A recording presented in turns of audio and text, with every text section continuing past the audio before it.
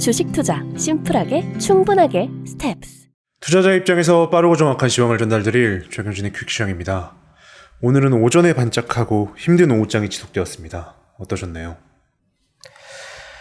네, 오늘은 저는 롤러코스터를 타본 적이 없는데 겁이 나서 안 타는데 만일에 탄다면 지금 현재 안전벨트를 꽉 움켜쥐고 내려가기 직전이겠죠.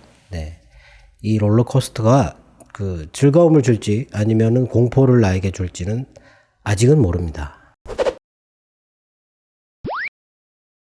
네, 오늘도 바로 질문 드리겠습니다. 오늘 우리 시장은 당연히 관망이라고 해야 할 것 같습니다. 미국 시장과 연결한 분위기는 대체적으로 어떤가요? 어제 미국 시장 아무것도 안 보고 그냥 나스닥의 이 등락 차트만 이렇게 보면 어제 이렇게 갔어요. 네. 올라갈 만한 분위기다라는 겁니다. 미국 시장은 지금 현재 이 연준의 이벤트가 지나면 올라갈 수 있다라는 거를 보여준다. 어제 시장의 흐름은 그렇고 어제 시장 마치고 나서 뭐 블랙록이나 아니면 다른 애널리스트들 같은 경우 나온 얘기가 지금 현재 매도가 90% 정도까지 진행돼 있고 과매도 국면이기 때문에 이번에 0.5%를 올린다면 불확실성이 제거되고 단기적인 급등이 있을 것 같다. 그리고 매도 세력이 지쳐 있다. 상당히 불안해하고 있다. 급등이 나올까 봐. 그런 분위기라고 했습니다. 근데 오늘 우리나라 시장에서 외국인들은 아침 선물을 매도를 했어요. 뭐 아마 주식을 매도를 했기 때문에 선물이 따라 내려갔을 수도 있는데 매도량도 그렇게 많지는 않았고 장중에 한 마이너스 4,800계약 정도 매도가 되다가 2시 반 정도 넘어가지고 한 1,500계약 정도 이상을 줄였다. 외국인들은 줄였다라는 겁니다. 매도를. 예. 아마 좀 이미 연준이 0.5%라는 거를 미리 얘기를 했기 때문에 역사적으로 연준 의장이 회의 전에 금리 폭을 이렇게 지정한 적은 없어요. 한 번도. 예. 단호하다라는 얘기겠죠. 뭔가. 예. 근데 한 번도 그런 적이 없는데 그렇게 해서는 안 된다라고 생각을 하는데 그렇게 했다라는 거죠. 그래서 시장은 0.5%를 반영을 했고 금리도 그렇게 반영이 돼 있고 모든 게 다 반영이 돼 있다. 그래서 지나면 그대로 나와서 지나면 호재가 될 것이다. 예. 우리 시장도 뭐 오늘 일본하고 중국이 지금 이틀째 계속 휴장이다 보니까 뭐 특별하게 보고 움직일 만한 그런 거는 없는 것 같고 오늘 홍콩이 좀 빠지긴 했지만 뭐 홍콩의 성장률이 나쁘게 나왔으니까 뭐 그럴 수도 있는 거고요. 분위기가 그렇게 나쁘지는 않고 그냥 관망하고 있다. 이렇게 보면 될 것 같습니다. 어제 유럽의 3월 실업률 6.8% 나왔어요. 네, 이게 이전은 6.9%였고 전망은 6.7이었는데 그렇게 전망치만큼 줄어들지는 않았다. 3월의 생산자 물가는 월간으로 5.3%. 네. 이전은 1.1%였어요. 전망이 5%를 전망을 했기 때문에 뭐 크게 달라진 건 없는 것 같고 분기 단위는 36.8%다. 이 수치가. 네.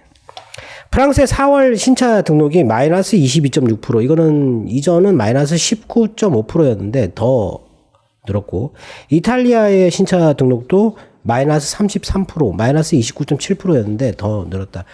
지금 공급망 때문에 자동차 생산이 잘 안 돼가지고 이게 판매가 빠르게 진행되고 있지 않은데 우리나라 차들이 많이 팔았다라는 거죠.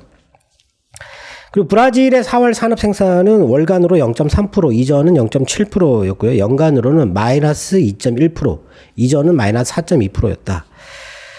그리고 미국의 4월 LMI 물류 관리자 지수 69.7이 나왔어요. 이게 70 밑으로 떨어진 게 이번 1년 만에 처음이에요. 예. 1년 동안 계속 70 위에 있었거든요. 안 좋았다라는 건데 밑으로 떨어졌다. 물류 관리 비용 이런 게 줄었다라고 예. 그렇게 해석을 했습니다. 76.2에서 69.7로 크게 떨어졌다.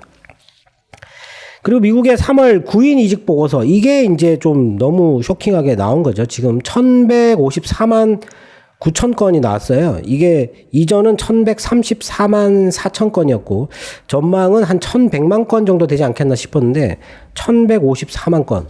지금 미국은 이직하면 그냥 월급이 오른다. 라고 사람들이 생각을 하고 있어요. 근데 이렇게 많이 이렇게 구인을 했는데도 불구하고 실제 취직을 하고 있는 사람을 구한 업체는 그렇게 많지 않다라는 거죠. 계속 이 임금 인상에 따른 인플레이션 이거를 지금 현재 막아야 된다라는 거죠. 연준이 이걸 뭘로 막을 거냐? 그때 그 고용을 끌어올리기 위해서 계속 돈을 풀어야 된다라는 식으로 얘기를 했는데 지금 이제 고용을 이제 압박을 해야 되는 상황인데 이때는 또 그럼 어떻게 해야 되느냐 하는 거죠. 반대로 하면 되는 거잖아요. 반대로. 네. 그리고 3월 공장제 수주는 월간으로 2.2%. 이게 이전은 0.1%였어요. 네. 상당히 많이 증가를 했다. 네.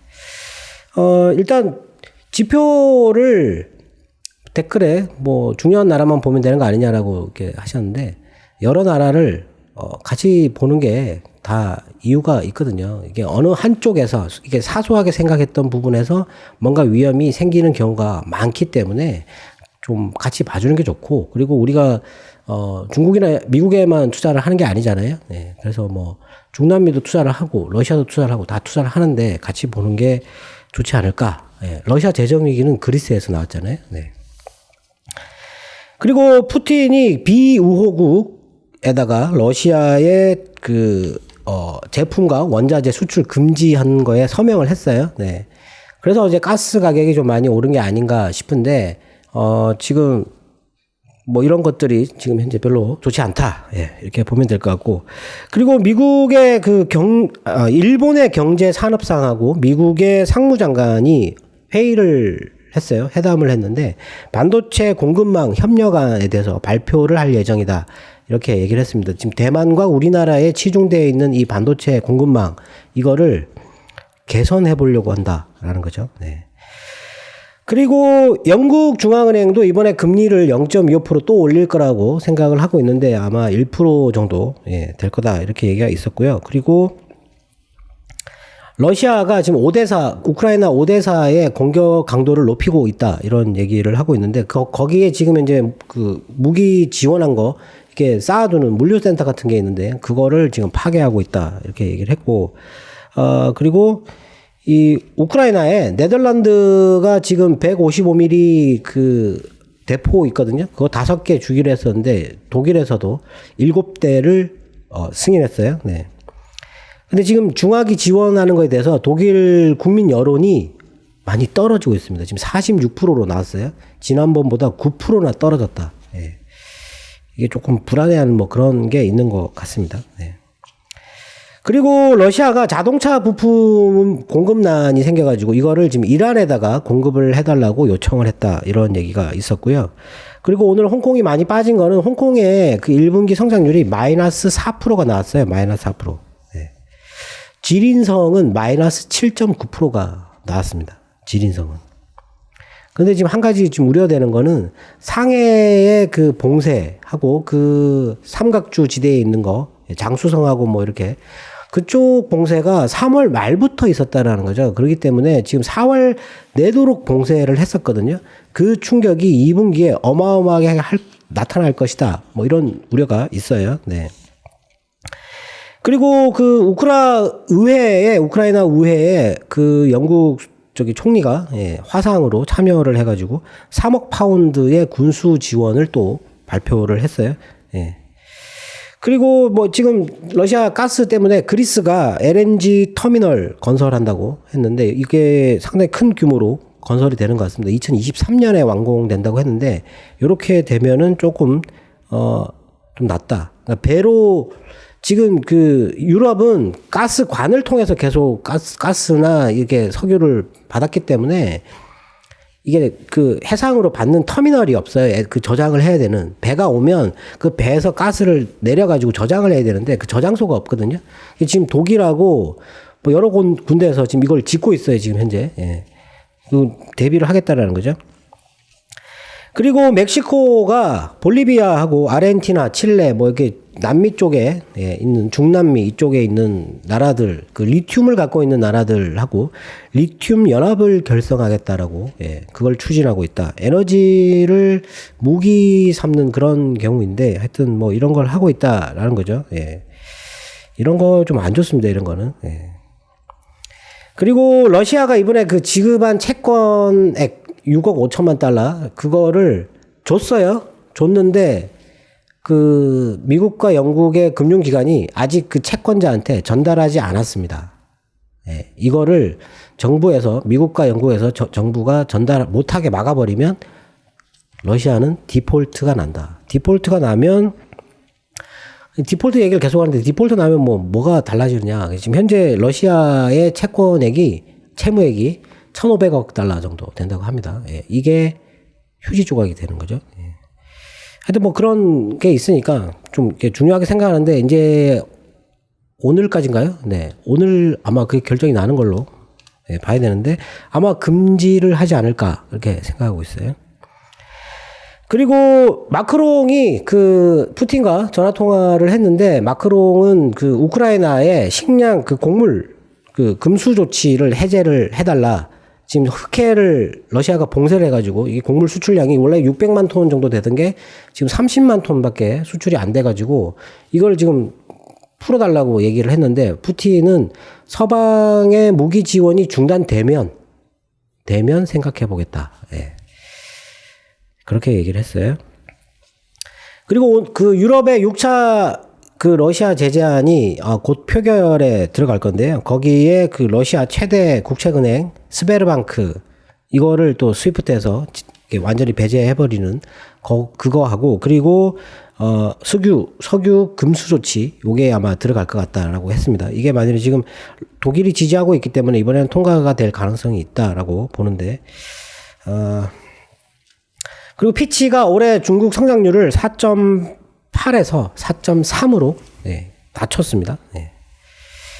그렇게 낮췄고 JP모간은 우리나라 한국은행이 연말까지 금리를 2.5%까지 올릴 것 같다. 앞으로 4번 정도 더 올릴 것 같다. 지금 1.5%니까 그렇게 올리고 1월 달에 내년 1월 달에 한 번 더 올려가지고 2.75로 만들 것 같다라고 전망을 했어요. 근데 미국이 그까지 올리면 우리나라는 그보다 더 올려야 되는 상황이 될 수도 있습니다. 다만 미국보다 우리나라는 물가가 낮기 때문에 물가가 미국보다는 낮기 때문에 4.8 나왔잖아요. 미국은 8.5잖아요. 그러니까 그만큼 차이가 나는 거죠. 그래서 아직은 그 금리가 격차가 줄어들어도 자본이 이탈하지는 않다라고 생각하는데 하여튼 뭐 금리 흐름을 봐야 되겠죠. 그리고 중국이 지금 그 눈치를 보고 이 러시아 석유 가스 이런 거 사는 거 지금 이제 좀 갈등을 하고 있는데 중국의 민간 기업들이 러시아산 석유를 지금 대량으로 구매하고 있다. 이렇게 얘기를 했어요. 네. 원유하고 석유 제품.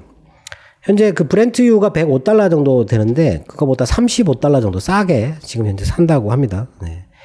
이런 게 나왔는데 이제 이런 거 나오면 서방에서 세컨더리 보이콧이라고 해서 제재를 할 수 있다. 뭐 이런 식으로 얘기를 했는데 오늘 홍콩 매체에서 러시아에게 한 제재를 중국에게 하는 거는 쉽지 않다.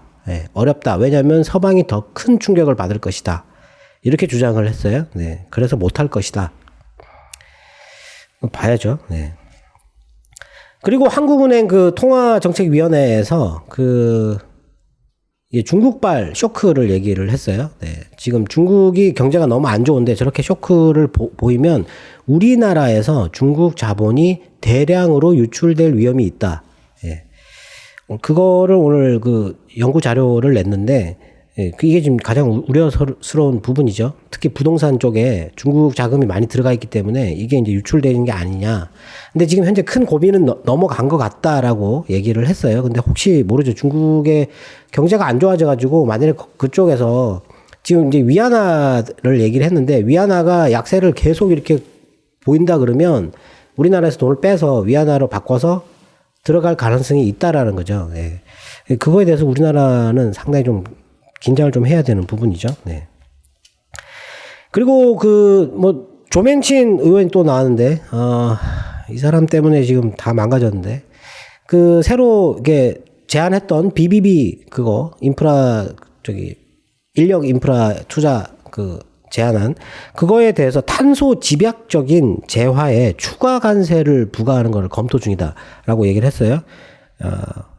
초기 논의입니다. 초기 논의. 아직은 뭐 그런 건 아니고. 그러니까 아직 이 사람이 제안하는 게 통과되려면 지금 현재 시간은 없다라고 보면 될 것 같습니다.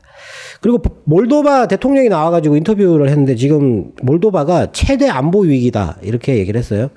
지난달에 그 러시아 중부 군간구 그 부사령관이 몰도바로 진입하겠다라는 발언을 했다고 합니다. 그 발언 때문에 이번에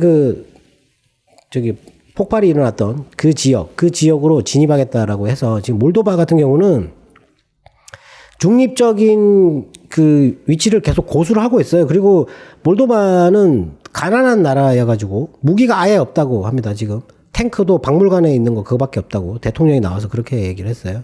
한번 침략을 당하면 그냥 하루 이틀 만에 다 그냥 끝나버린다. 최대 안보 위기다 이런 식으로 얘기를 했어요. 네. 계속 진행되는 그런 상황의 어떤 그런 뉴스들이고 오늘 다른 거 볼 필요 없이 제일 중요한 거는 연준의 결정을 기다려야 된다. 예. 그리고 오늘 이 마지막 매도를 한다면 매도할 수 있는 마지막 날이니까 매도가 조금 나왔지 않을까 싶고 거래량이 어제보다 늘었어요. 네. 10억 주를 다시 넘었는데 거래량이 넘어간 거는 이제 기관 쪽에서 현금화를 한 게 아닌가. 우리나라도 지금 현재 현금화를 많이 했다고 합니다. 지금 현재. 예. 그러니까 만약 미국이 반등이 나온다 그러면 우리나라도 매수가 좀 크게 발생할 가능성이 있겠죠. 네. 작년 11월부터 연준 결정이 시장에 큰 영향을 미치고 있습니다. 이번에도 어떤 시나리오로 전개될지 설명해 주시죠.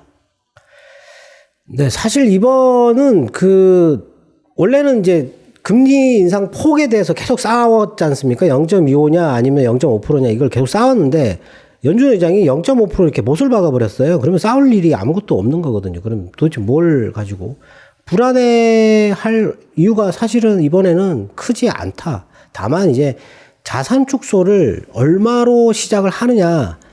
최대 950억 달러라고 했는데 이거 얼마로 시작할 거냐. 지금 고용시장이 과열돼가지고 이게 인플레이션 유발을 시키는 원인으로 지목되고 있는데 처음에 돈을 풀었던 그거하고 반대로 이제 돈을 그만큼 회수를 해야 되는 거죠. 예. 그렇게 갈 거냐 하는 겁니다. 지금 현재. 근데 지금 현재 아까 초반에 제가 말씀드렸다시피 지금 시장의 반응은 이미 못을 박아버렸기 때문에 0.5%다. 이렇게 생각을 하고 있고, 혹시라도 6월 달에 0.75? 이거는 사실, 오늘 밤에 금리를 결정하고 나서 연준의 인터뷰를 들어봐야 알 수 있다라는 거죠.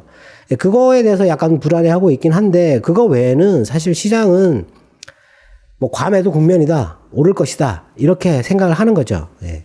근데 제가 개인적으로 지금 계속 그렇게 말씀을 드리는데, 이번, 중요하다고 얘기하면 매번 중요하다고 얘기한다고 이렇게 또 말씀을 하시겠지만 이번만큼 중요한 회의는 없다라고 생각됩니다. 지금 이번에 연준이 그 결정을 잘못 내리면 시장이 좀 안 좋아질 수 있어요. 예. 뭐가 안 좋아지냐면 단기적으로는 반등을 할 수 있겠지만 이게 계속 왜냐하면 침체가 눈앞에 있잖아요. 침체가 내년에는 침체가 올 것이다라고 하는 게 거의 확실하다라고 얘기를 하고 있고 시장도 그렇게 생각하고 있기 때문에 지금 만약에 반등을 한다면 이건 베어마켓 랠리가 되는 거거든요.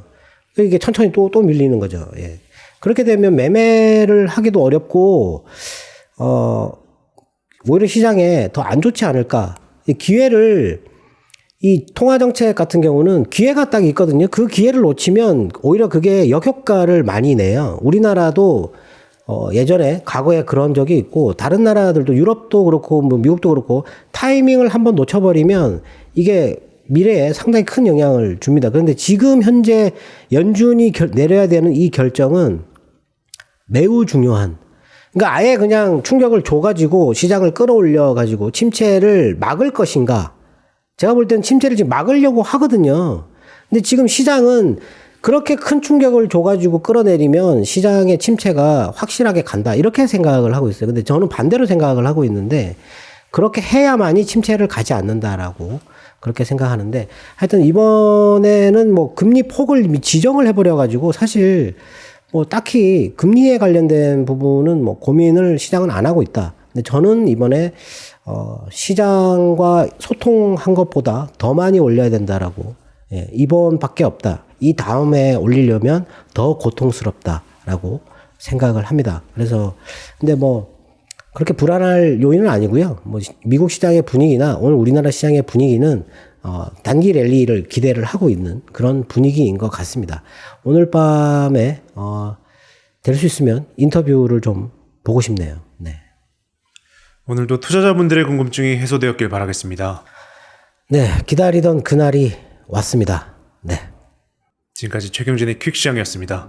감사합니다.